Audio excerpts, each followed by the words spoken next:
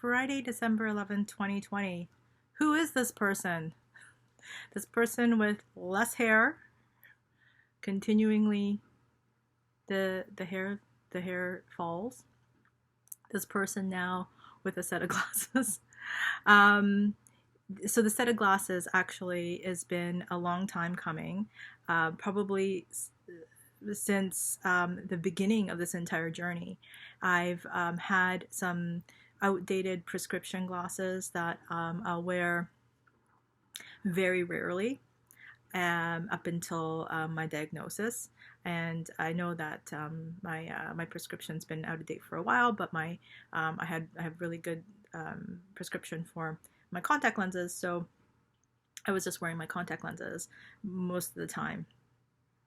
But one of the things that I wanted to do was to give my eyes a rest during chemo and things like that. So, like, really early on, when after I was diagnosed and waiting for my bilirubin number to come down and all that kind of stuff, I was just trying to figure out how to get new prescription glasses.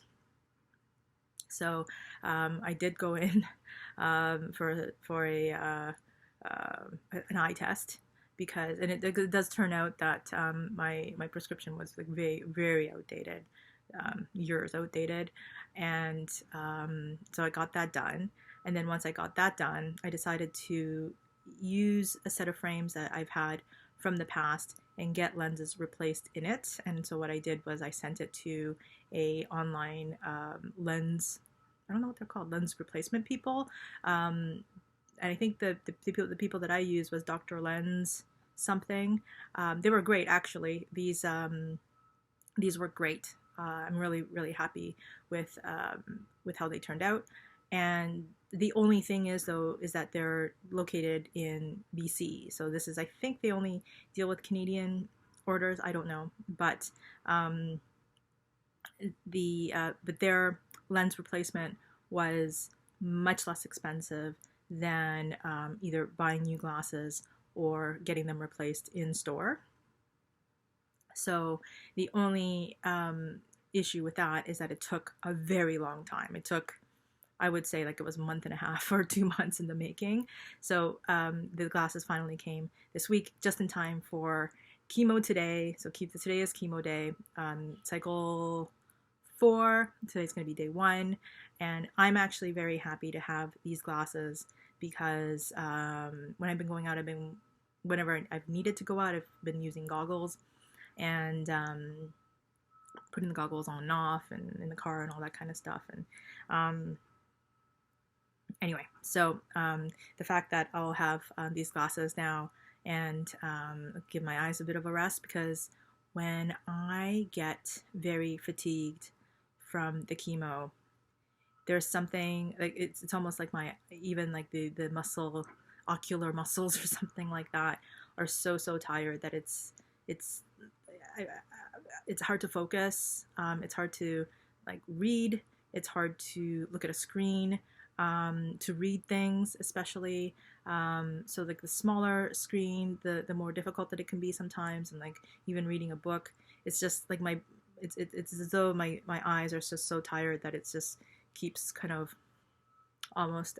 It's like when you work, when you're working out and you work your muscles out to exhaustion, it's like your muscles are shaking. It's kind of like that with my eyes, and actually kind of other parts of my body too, but in terms of eyesight, that's what happens. So I think that it just would be great to have, like, these glasses to give my eyes more of a rest on the days that they can use some rest. So I'm really, really happy about them. Of course, it changes my visual appearance all of a sudden, but that's where it is. So I think it's called Dr. Lens Change, the company that I use, and they were great. I actually reached out to them because it was taking a really long time. They're in BC. Canada Post is right now, they're so backed up and everything like that, and even expedited will still take like a week and a half or something like that. So I wasn't sure how long it was going to take, but I really did want them as for the chemo cycles, and so I reached out to them and said, hey, so this is why I'm looking to get them sooner rather than later.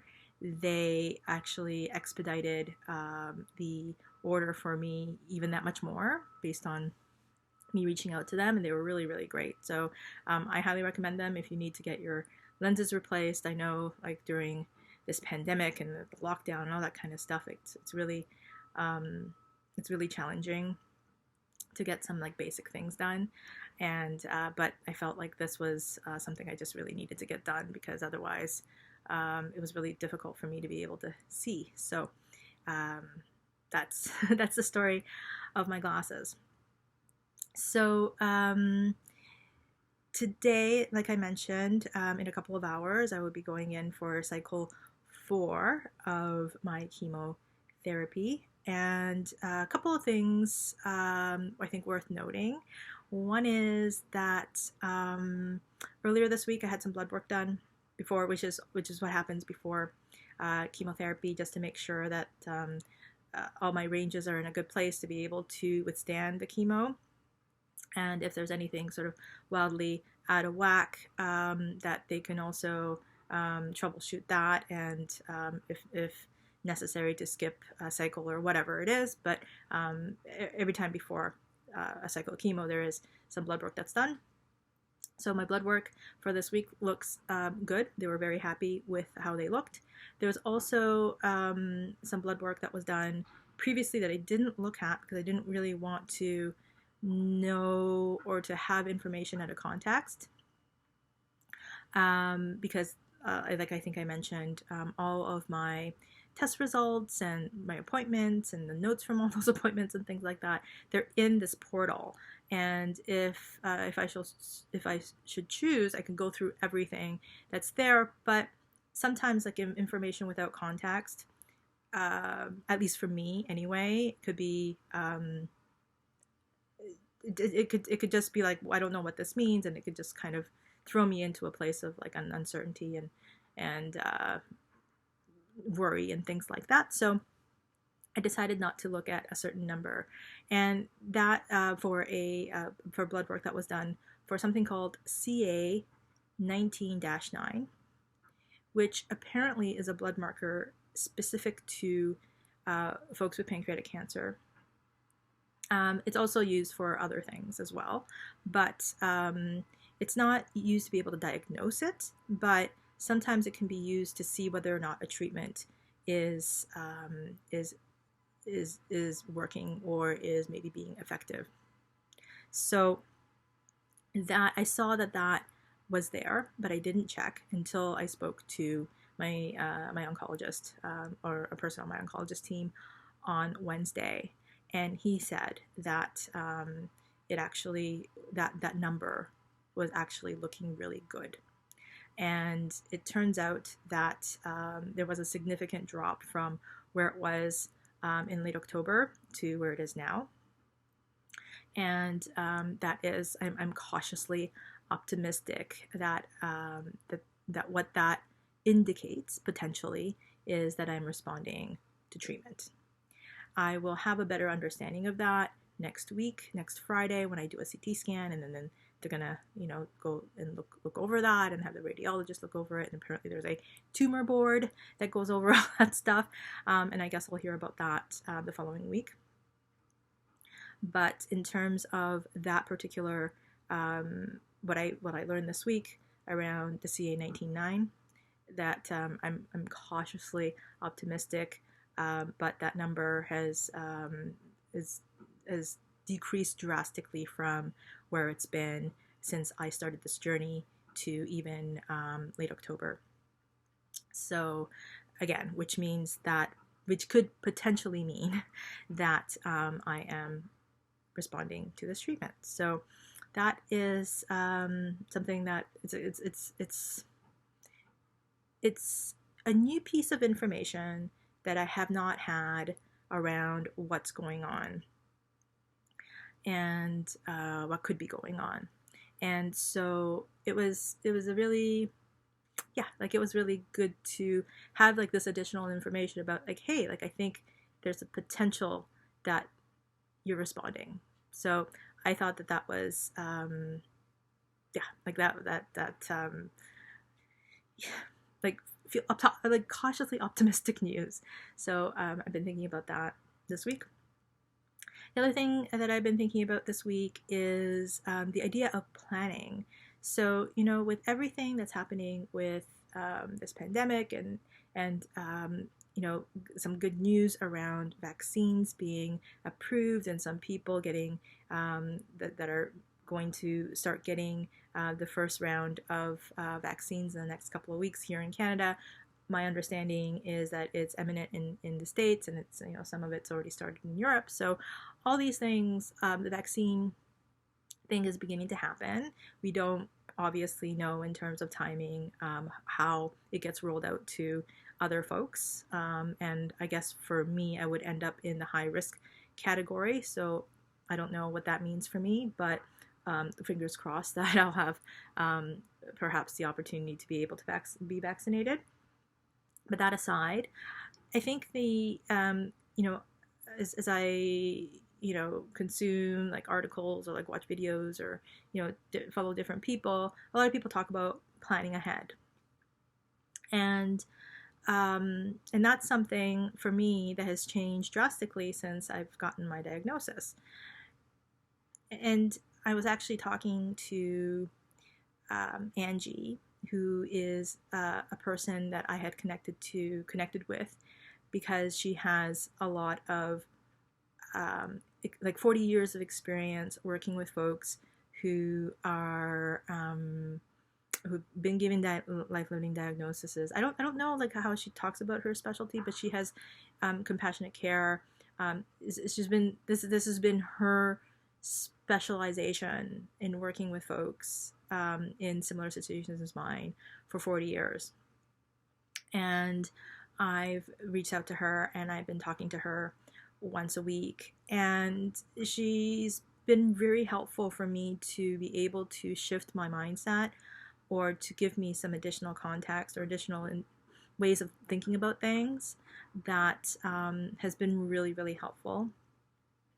And one of the things has been around planning. Like the one thing that she had said was, well, if you didn't get this diagnosis, would you be planning? And I was like, probably. And she's like, well, you don't know what's in store for you, just like you didn't know before. So you can plan. Like even if it is maybe more on the short term, maybe if it's more like 6 months, 8 months, a year and a half, 2 maybe. She was saying to me that it wouldn't be the first time, not in a long shot, where people have been given certain prognoses and they've been able to live longer than the prognoses that they were given. And she said, for you, we don't know. We don't know if you're one of those people or somebody who is, going to, we don't know. But what we do know is that there are people who very much overshoot, or to not be limited, I guess, or to have their prognoses be true to their experience. So to live my experience, whatever that might be. And that's something that I've been thinking about this week. And the other thing that she's just been really helpful with is that, and I'm very, very, very thankful for my meditation practice that I've had up to this point. She took me through this meditation exercise, which was incredible. Like it was, I wish that I could have words to talk about it, because it was, it's, the idea is around surrendering and just being in connection with consciousness. And I had just, and she guided me through this very short practice, but it was it was phenomenal. Like I was just like, wow, like that is, if it's possible, like with practice, to tap into those, if I'm able to access that state in different times, or maybe even on demand, how incredible and how helpful and how just beautiful, I guess, it would be for me. And so that was an incredible experience that I had earlier this week. And it was something that I've not been able to do at the level that I experienced it at the time. But while I was waiting to get blood work done the other day, there's a level of anxiety that I have, like in the hospital. Not super high, but just kind of like, there's like sort of like this pent up energy. And I was able to just get into a similar state just for a few moments. And it's just such a, and that state is just, there's a calm and an okayness in it. That's truly just so like beautiful and remarkable, like I mentioned. So that's something that I learned and I'm learning and trying to practice and to develop a skill set for, that it's been, like I mentioned, it's so cool, so remarkable. But yeah, so lastly, there's a lot of different things, and I guess like maybe I haven't gotten on camera so much this week. I meant to the last couple days. I just didn't, because I was just thinking about and maybe integrating about a lot of different things, and I just didn't get on. So I'm doing it right now just to catch up. Like I mentioned, it's cycle 4, and the thing that's changed is that they have ordered for me hydration therapy after I talked about how fatigued I was the last time, the last cycle. So there is going to be a home nurse that's going to come to our home, and I didn't know in the past like how I felt about that. But then also at the same time, like winter is coming and COVID's raging and all that kind of stuff. And I mean, the fact that the nurse is coming here, like I don't know. It's but hopefully they have their protocols around that. But at any rate, the nurse who's now going to come to our home is going to be disconnecting the bottle for me. But then also at the same time, they're going to connect me to a hydration IV, and which apparently runs for 4 hours, and they have that for me for 3 days, 3, 4, and 5, which is hopefully going to help with the fatigue. I think that would be good. I'm actually hoping that will help with the energy, because yeah, the last time that was pretty challenging. That's all the new stuff that's going on, apart from me having to go in today for chemo again. I'm a little sad about it, but that's what it is. And I guess outside of that, if we were to go by schedule, the next couple of weeks would end up being on. So after cycle 4, if cycle 5 were to have to go as planned, it would have ended up on Christmas. I don't think that they're doing chemo on Christmas, so they're going to push that back a few days. So I'll have a few days of. So it would have been on the 25th. They're not doing it on the 25th. I could either 28th or push it to the following Friday. I think I'm going to do it on the 28th, and then we'll figure it out from there. But in the meantime, there's also a CT scan that's going to be happening next Friday. So there's a number of things that are going on in the next couple of weeks that may or may not change certain schedules, whatever. But today, anyway, at least, I am in chemo daycare for probably 4 hours. I go in at 11. I'll probably leave at 5 when nobody else is there, and then be really tired and have like cold sensitivity and all that kind of stuff. So that's what the rest of my day is looking like. So, and that's the update. My glasses, my the update, also the situation with my hair. And probably with this particular round, I would imagine that the rest of it's gonna go. It's still going anyway. I don't know. Anyway, on that note, love and care to you. Please, you know, as this crazy year comes to an end with all these different things that have been going on, and our own, each of us individually, you know, having our own experiences and challenges and all of that, like we can forget to just stop and take a moment for ourselves and the people around us who we love and care for. I think that those are the things that help us get through. So that love and care for yourself and for the others in your life. I send you so much love and care. Chef's kisses haven't happened in a while. That's one for you. If you can send any love and care my way, I would very much appreciate that. And I will be talking to you again real soon.